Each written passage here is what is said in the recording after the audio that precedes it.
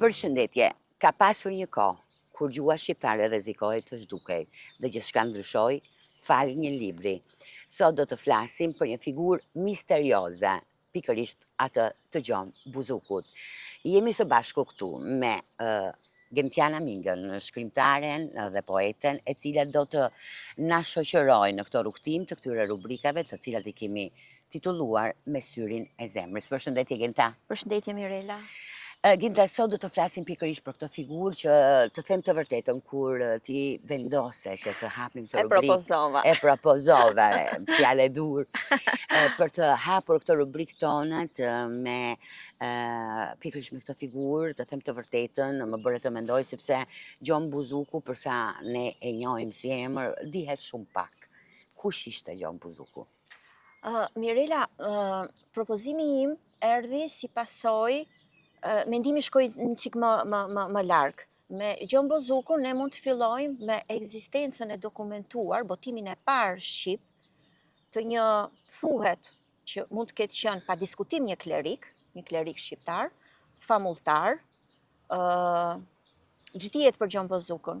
Çka dihet me siguri për Gjon Buzukun është meshari që është tashmë i dokumentuar, i parë, i lexuar, i studiuar, i përshtatur me gjuhën shqipe moderne.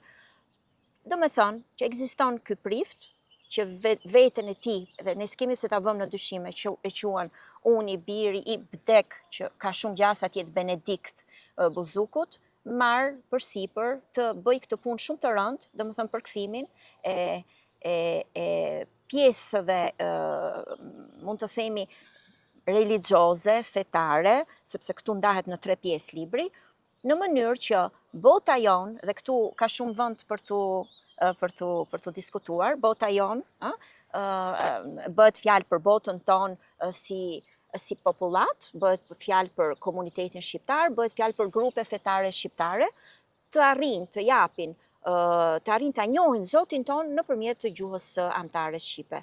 Në fakt, pra tham që Meshari është libri i parë i shkruar shqip pikërisht në 1555-ën. Dhe është, le të themi, një hap historik për identitetin tonë.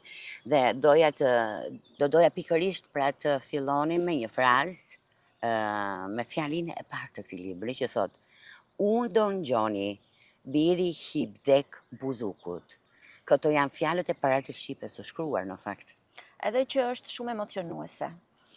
Kjo është fraza e parë që e thot në pasthënien, në atë që çuditërisht nuk është gjendur e grisur, sepse libri Meshar Buzukut, në realitet origjinali ka patur 220 faqe, 110 fletë, dhe është gjendur me 16 fletë.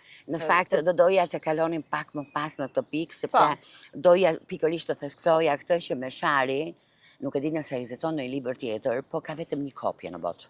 Po, kjo është një gjë kaq e jashtëzakonshme, kaq unike, gjendet në Vatikan, është shumë vështirë, do më thënë, është absolutisht e vështirë që të arrish, që të shkosh dhe ta shfletosh Gjon Buzukun, më falni, Mesharin e Gjon Buzukut, ka ardhur, në mos gaboj, në vitin 2013. Dhe ka një detaj, ky është libri i parë në botë, shqip që shkruhet, dhe ka një detaj që e bën atë me vërtetë për të veçantë, sepse ekziston vetëm një kopje në botë.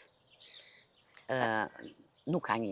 Jo, nuk ka një kopje. Nuk ka riprodhim, dhe mendoj sepse dhe gjua e përdorur aty është për interesante, sepse është... Arkaike, po, është arkaike.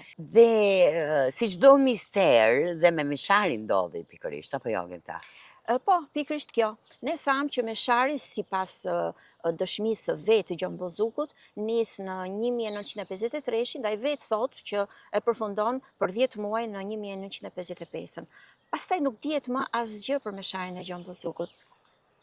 Në fakt është tepër interesante, sepse shkruhet, nuk e kuptoj edhe pse ky libër zhduket. Ka shumë hipoteza.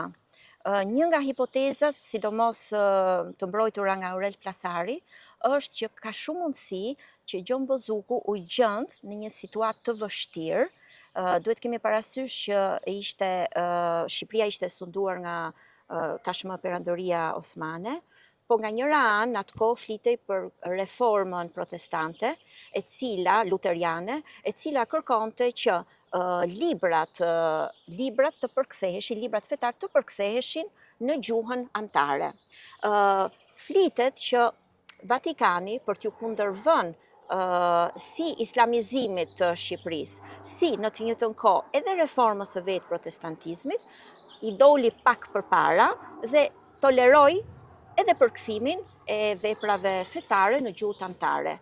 Por, pak vite më vonë, 1959, duket se, sipas të ashtu quajturit Konsill të Trentinos, flitet, ka mundësi që ky libër, meqense është gjendur në gjuhën anëtare, tjetë ndaluar, jashtu quajtur inkuzicion. Do të thënë, në 1959 dhe shumë vite më mrapa u vendos që librat me të gjuhës anëtare fetar nuk do të lejoheshin më. Në 1959? Po. Tham pra që pikërisht ky libër u zhduk dhe është tepër interesante dhe fakti si rizbulohet mbas humbjes ose le të themi fshehjes së këtij libri. Po, lënies thuajse në harres. Po, kjo ndodh në 1740, ku Don Nikol Kazazi, arqipeshk i Shkupit, për arsye të tija, pra ai nuk është se po kërkonte një kopje të vetme të Mesharit, natyrisht ai shkon për studime, të studioj në një biblioteka e propagandës Fide, quhet në Rom, dhe habitet kur gjen për herë të parë një kopje me letrat të parat. Në letrat e para normalisht duhet ishte shkruar më sakt emri i editorit, e kush e di sa të dhëna të tjera që e bëjnë akoma të mistershëm këtë libër. Meqense ai pa Mesharin brenda, që janë përkthime të meshave katolike, atëherë është Nikol Kazazi që i vë emrin Meshari dhe i shkruan direkt një personaliteti dhe kjo klerikal arbëresh Guxetës. Pra, le të themi që një shqiptare shkroi dhe po një shqiptare gjeti. Pikrisht. E ky është Nikol Kazazi, arqipeshku i Shkupit, në 1740-s. Tani ky shkon të bëj pa diskutim, të bëj përpilimet e veta për një tematik të tillën, por përballet me këtë volum jashtëzakonisht misterios. Gjë e parë që ai zbulon është që ky është një libër i shkruar në shqip, natyrisht në një shqipe arkaike, entuziazmohet jashmase, i shkruan një studiuesi dhe kleriku tjetër arbëresh të Guxetës. Vetë ai thuhet të ketë kopjuar aq sa ka mundur ca flet të Mesharit, dhe ka mjaft gjasa që letrat e kopjuara së bashku me letrën t'ja ketë dërguar, si kundër tham më sipër, zotit Guxeta. Dhe pastaj një harres tjetër. Jam duke kërkuar një shprehje, sepse është një pjesë e librit të cilën me të vërtetë më pëlqen shumë, kur thot që tregon për ulësinë me të cilën Buzuku e ka shkruar këtë tekst, kur thot unë Don Gjoni, biri hip dhe Buzuku, tu e kujtuam shumë herë se gjuha jonë nuk ish gjatë të shkruam. Dhe më pëlqen dhe mbyllja, sepse a i thot, gjinte këtu kemi na duhet me mbajt për të mbajtur të shkruar, sepse është me të vërtetë shkrimi i kohës edhe kërkon përqendrim dhe saktësi në lexim. Këtu thot, u doni Gjoni Buzuku, tu e kujtuam shumë herë, se gjuha jonë nuk kishte gjë të shkruam shenjtë. Desha me u munduam përsa munda, e përsa dita, e përsa mujta, me shkrue këtë libër. E nuk më është duke punë e vogël, por punë e madhe e rëndë, sepse nuk është e lehtë me kthye fjalët e shenjtë në gjuhën tonë. Prandaj lutem atyne që do ta lexojnë, se nëse gjejnë gjë të keqe atë mangët, ta ndreqin për dashuni e të mos më qërtojnë fort.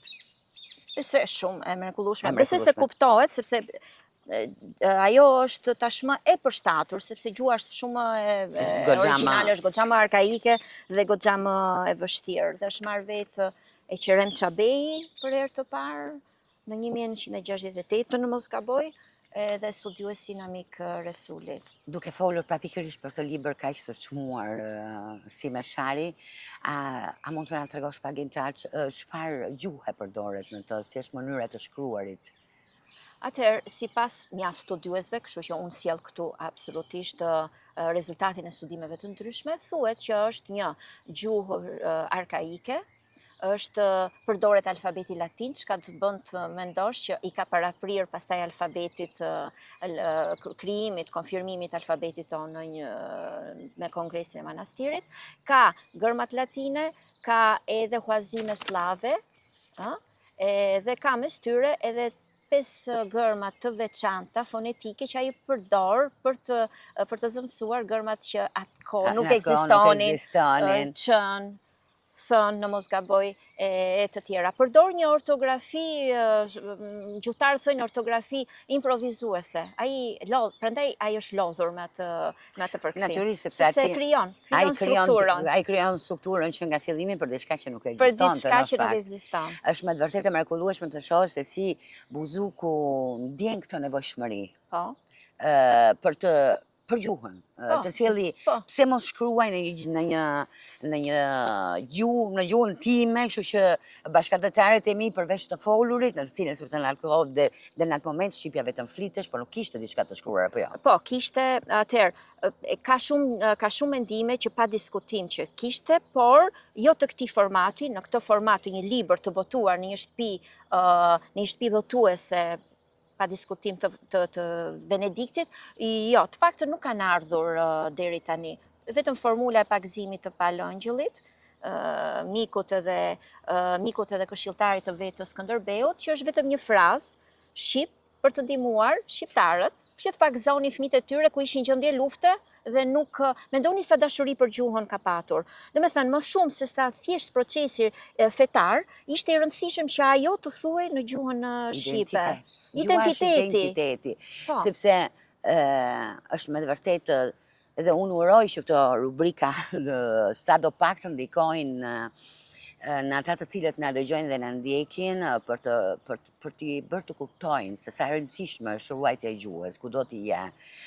Të parët tanë, ata të cilët ne po zbulojmë hap pas hapi, janë shembullim më i mirë për të treguar se sa kanë sakrifikuar dhe sa shumë i është dashur për të na dhënë neve mundësinë të kemi këtë gjuhë të mrekullueshme, të vjetër, të lashtë, për mua më e bukur në botë. Dhe është detyrim, mendoj, i të gjithë neve, i secilit prej nesh, që t'japim kontributin tonë në familje, në shoqëri, në vendin e punës ku jetojmë, për të ruajtur pikërisht të pasuri që na kanë lënë avët të lashtët, sepse unë mendoj është pak a shumë si në një familje kur babai ose gjyshit të kanë lënë një pasuri shumë të madhe. Po. Të takon ty si fëmijë, çfarë të bësh me këtë pasuri? Ke dy rrugë. O ta ruash dhe ta zhvillosh për ta çuar përpara, për ta trashëguar dhe fëmijët e tuaj, brezat e tjerë, ose ta prishësh, ta lësh, ta harrosh, ta abandonosh dhe mos ta shfrytëzosh këtë pasuri. Jam shumë dakord me ty, Mirela. Falenderoj këto fjalët. Atëherë Ginta, në përfundim të kësaj rubrike të vogël që po bëjmë, si mund të përmbledhësh figurën e Gjon Buzukut, veprën e tij dhe ndoshta një mesazh që ka për ne sot si komunitet, si shqiptar, si diasporë. Po dhe në Shqipëri, e para bëhet fjalë për përveç se për një klerik, bëhet fjalë për një advetar të jashtëzakonshëm, për një humanist, bëhet fjalë edhe për një personalitet, sepse vetë tekstet e tij flasin për një personalitet të veçantë, sepse merr përsipër një gjë të jashtëzakonshme, merr përsipër përkthimin e gjuhës shqipe, përkthimin e liturgjisë katolike latine në gjuhën shqipe. është mund ta quajmë si personalitet shqiptar, ashtu edhe personalitet diasporës shqiptare, sepse ne akoma nuk e dim nëse ky personazh i jashtëzakonshëm bën pjesë në diasporën shqiptare të Venediktit apo në pjesën e Shqipërisë së Veriut ku thuhet që mund të ketë shërbyer. U përpoqëm në këtë episod të parë të rubrikës Me syrin e zemrës të sjellim një figurë tepër misterioze dhe të rëndësishme si Gjon Buzuku. Nëse keni kuriozitete o personazhe për të cilat të historisë së letërsisë shqiptare, të cilat të doni të njihni më thellë, mund të na shkruani dhe do të përpiqemi të përgjigjemi sa më shpejt. Ndërkohë ju japim takim në episodin e radhës. Faleminderit. Faleminderit.